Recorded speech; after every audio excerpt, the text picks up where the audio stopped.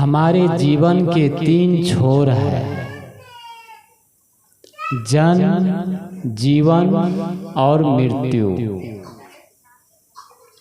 हमारे जीवन प्रत्येक मनुष्य, प्रत्येक प्राणी के 3 ही छोर है, 3 ही पड़ाव है। पहला है जन्म, दूसरा है जीवन और तीसरा है मृत्यु। जो पहला पड़ाव है जन्म का हम सबको पता नहीं है, किसी को पता नहीं है। जो जन्म हुआ तो जन्म का किसी को याद नहीं है। और जो तीसरा पड़ाव है मृत्यु, उसका भी किसी को पता नहीं है। अर्थात हमारा जन्म कैसे हुआ और मृत्यु कैसे होगी, इसका किसी को पता नहीं है, ये अनिश्चित है। मृत्यु कब आ जाएगी इसका कोई पता नहीं, और जन्म का भी पता नहीं। हाँ, अपने माता पिता, दादा दादी, परिजन जब जन्म होता है बच्चा का, तो उसका नाम लिख लिया जाता है, बर्थडे लिख लिया जाता है। तो उसके अनुसार से कहते हैं तुम्हारा जन्म अमुक समय, अमुक तिथि को, अमुक दिन हुआ था। ये कौन बताते हैं? माता पिता बताते हैं। लेकिन स्वयं को अनुभव नहीं होता है, पता नहीं होता है। तो हमें जन्म का पता नहीं है और मृत्यु का पता नहीं है। लेकिन जो बीच का पड़ाव है, बीच का हिस्सा है, वह है जीवन। वह है जीवन। जीवन हमारे हाथ में है, हमारी मुट्ठी में है। बच्चे जो जन्म है ये मूल्यवान है। जिसने जन्म को सुधार लिया, जीवन को अच्छा बना लिया, जीवन को पुण्यमय बना लिया, उसका जन्म भी सुधर जाता है और उसकी मृत्यु भी सुधर जाती है। जिसने जीवन को सही ढंग से जिया, जीवन को अच्छा बनाया, उसकी निर्वाण दिवस भी मनाया जाता है और निर्माण दिवस भी मनाया जाता है। अर्थात जयंती भी मनाई जाती है और पुण्यतिथि भी मनाई जाती है। किसकी मनाई जाती है? जिसने अपने जीवन को सही ढंग से जिया। कर्म भूमि पर फल के लिए मेहनत सबको करना पड़ता है। रब सिर्फ लकीरें देता है, रंग हमें ही भरना पड़ता है। किसी संत ने कहा है, कर्म भूमि पर फल के लिए मेहनत सबको करना पड़ता है। यह संसार क्या है? कर्म भूमि है, तपस्या स्थल है। और ये कर्म भूमि है और फल के लिए इस संसार में, इस धरती पर, इस जमीन में फल के लिए मेहनत सबको करना पड़ता है। कहने वाला कहता है, रब, ईश्वर, परमात्मा, विधाता सिर्फ लकीरें देता है, रंग हमें ही भरना पड़ता है। लकीर क्या है? लकीर है शरीर, लकीर है जीवन। अब जीवन में हम कौन सा रंग चढ़ाना चाहते हैं? काला, पीला, नीला, हरा, लाल, कौन सा, किस रंग में जीवन को रंगना चाहते हैं, ये हम पर निर्भर है। क्या कहते हैं? रब सिर्फ लकीरें देता है। रब प्रकृति के शाश्वत नियम, विधाता, कर्मकर्ता, हमें केवल लकीर दिया, शरीर दिया। इस शरीर को हम किस रंग में रंगते हैं? ज्ञान के रंग में रंगते हैं, भक्ति के रंग में रंगते हैं, धर्म के रंग में रंगते हैं, विवेक विचार के रंग में रंगते हैं, कि गाजा, भांग, शराब, कबाब, पाप, अधर्म के रंग में रंगते हैं। ये मनुष्य पर निर्भर है, लेकिन इसका बहुत अंतर पड़ता है। जिस रंग में हम रंगेंगे उसका परिणाम अलग अलग है। यहाँ नेकी बदी 2 रास्ते हैं, गौर से सुन लो। तुम्हें चलना है किस रास्ते से, अपना रास्ता चुन लो। मगर चलने से पहले सोच लो अंजाम क्या होगा। भलाई कर भला होगा, बुराई कर बुरा होगा। इस संसार में 2 ही मार्ग है, एक पाप का, एक पुण्य का, एक अच्छाई का, एक बुराई का। इंसान का पांव जब बुराई की ओर बढ़ता है तो नरक की ओर जाने लगता है, लेकिन जब पुण्य की ओर चलता है, धर्म की ओर चलता है, तो सुबह मीटिंग में मैं कह रहा था कि दूरी महत्वपूर्ण नहीं है, महत्वपूर्ण है पहला कदम। पहला कदम, हम पहला कदम किस ओर उठा रहे हैं? सुबह जब नींद खुलती है, सुबह जब नींद खुलती है तो हम क्या सोचते हैं? पहला कदम क्या है? सुबह नींद खुली और नींद खुलते ही एकदम मुस्कुराए, खुश हुए, प्रसन्न हुए और पूरी प्रकृति जगत से, देखो मिट्टी, पानी, आग, हवा, सूरज, सितारे, चांद, वायु, हम श्वास ले रहे हैं। ऑक्सीजन, जब अभी कोरोना वायरस हुआ था तो ऑक्सीजन जब कम हो जाता था तो ऑक्सीजन के अभाव में लाखों लाखों लोग मर गए, ऑक्सीजन नहीं हो पाता था।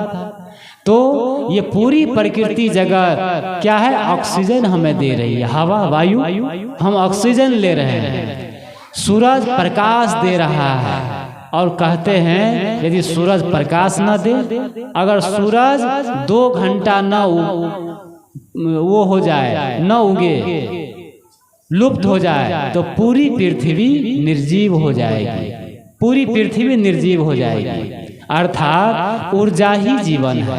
ऊर्जा हर व्यक्ति के शरीर में क्या है? ऊर्जा है, गर्मी है, तापमान है, और वह सूरज का अंश है। तो वायु, हवा चाहिए, प्रकाश चाहिए, मिट्टी से शरीर बना है, मिट्टी, तो हवा, पानी, आग, सूरज, ताप, वायु, ये पूरी प्रकृति जगत हमें दे रही है और इससे जीवन चल रहा है, जीवन चल रहा है। तो ये जीवन इतना बढ़िया उपहार है, यदि इस जीवन को हम सही ढंग से जिएंगे, अच्छे ढंग से जिएंगे, तो जीवन क्या हो जाएगा? जीवन पुण्यमय हो जाएगा, धर्ममय हो जाएगा। और सचमुच जो अभी सुन रहे थे कि एकता और प्रेम, ये तो हमारे भोजन के समान है। जिस प्रकार भोजन और पानी हमें हमेशा चाहिए, तीनों टाइम चाहिए, इसी प्रकार प्रेम, शांति, एकता, संगठन, सहनशीलता, दया, क्षमा, ये हमारे जीवन के अंग है। ये हमारे भावनात्मक जगत का पोषण करता है। यदि प्रेम ना हो घर में, सहनशीलता ना हो, करुणा ना हो, क्षमा ना हो, तो वह घर घर नहीं है। थोड़ा सा चिंतन करिए, एक आदमी है, अमीर है, और घर में 10 लोग हैं और 10 लोग मिल करके एक आदमी से घृणा करता है, किसी कारणवश, किसी कारणवश एक आदमी को नफरत की दृष्टि से देखता है, और उस आदमी को 9 लोग मिल करके एक बढ़िया एसी कमरे में दे देता है और कहता है कि तुम इसी घर में रहो, तुमको भोजन देंगे, पानी देंगे, सब कुछ देंगे। उसको कह दे और उससे कोई बोले ना, सब गाल फुला ले, सब उससे नफरत करे, घृणा करे, और उस आदमी को केवल भोजन दे, पानी दे, कि बात ना करे। थोड़ा चिंतन करिए, क्या कह रहे हैं कि उस रूम में, उस कमरे में सब कुछ सुविधा बढ़िया है, उसको भोजन दिया जा रहा है बैठे बैठे तीनों टाइम, लेकिन उससे बात नहीं किया जा रहा है। क्या किया जा रहा है? उससे नफरत किया जा रहा है, घृणा किया जा रहा है। पता है आपको वह आदमी जी पाएगा उस रूम में? वह आदमी 1 दिन 2 दिन नहीं, 4 दिन बीतेगा, पंखा में फांसी लटक के मर जाएगा, वो आदमी जी नहीं पाएगा। क्यों? क्योंकि उसको सब कुछ दे रहे हैं, लेकिन मानसिक ऊर्जा नहीं मिल रहा उसको प्रेम नहीं मिल रहा है, उससे नफरत मिल रही है, घृणा मिल रही है। इसलिए सबको चाहिए, ये जो प्रेम, एकता, संगठन की बात है, ये हमारे यूज की चीज है हमेशा। इसीलिए कहा गया एकता से देश का कल्याण होता है, प्रेम, एकता से राष्ट्र का निर्माण होता है, प्रेम से ही देश का कल्याण होता है। स्नेह का दीप जलाओ आज घर घर में, प्रेम ही आजादी का पैगाम होता है, प्रेम ही आजादी का पैगाम होता है। एकता से राष्ट्र का निर्माण होता है, एक सुंदर राष्ट्र, एक अच्छे राष्ट्र का लक्षण क्या है? उस राष्ट्र के सारे नागरिक प्रेमपूर्ण हो, सहनशील हो। एक शांत वातावरण ही व्यक्ति, परिवार, समाज और राष्ट्र को ऊंचाई पर ले जा सकता है। क्या ले जा सकता है? एक शांत वातावरण, पीसफुल शांत वातावरण, प्रेम पूर्ण वातावरण ही व्यक्ति, परिवार, समाज और देश को बहुत ऊंचा उठा सकता है। इसीलिए सबसे मूल चीज जो है आज उसको आदमी भूल गया है। आज देखो इंटरनेट, मोबाइल, मीडिया और कंप्यूटर और कितना ये जमाना है, और इस जमाना में आज जो है आदमी अपनी मौलिकता को, अपनी मानसिक स्थिति को खो चुका है। मानसिक स्थिति क्या है? अपने आप में इमोशनल डाइट। हमारा मानसिक स्थिति मजबूत हो, मन से हम मजबूत हो। आज मन से हर आदमी कमजोर है, और मन से जब कमजोर है तो थोड़ी थोड़ी बातों में गुस्सा आ जाता है, क्रोध आ जाता है। असहनशीलता, क्रोध, गुस्सा, नफरत, घृणा, ये मानसिक स्थिति कमजोर होने की पहचान है। आज आदमी में इतनी शक्ति नहीं है कि दूसरे के दो कटु शब्द को सह सके।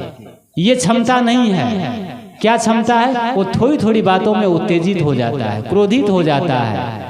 तो इसीलिए ये सत्संग क्या है? मेडिटेशन। क्या ध्यान में आओ, सत्संग में आओ, पूजा में आओ, मेडिटेशन करो, ध्यान करो, अभ्यास करो, योग करो, साधना करो। संत महात्मा कहते हैं, देखो रामदेव बाबा इतना बढ़िया देश के और पूरे योग, ध्यान, साधना सब सिखा रहे हैं, टीवी में आ रहा है, और जगह जगह संत महात्मा कहते हैं। और आज धर्म के अच्छे मार्ग में ले जाने वाले संत महात्मा गुरुजन के चैनल आ रहे हैं, शांति, आस्था, संस्कार और भी बहुत सारे। आज सबके हाथ में मोबाइल है, और मोबाइल में सब यूट्यूब में अनेक महापुरुषों के सत्संग प्रवचन, भक्ति पर, ज्ञान पर, प्रेम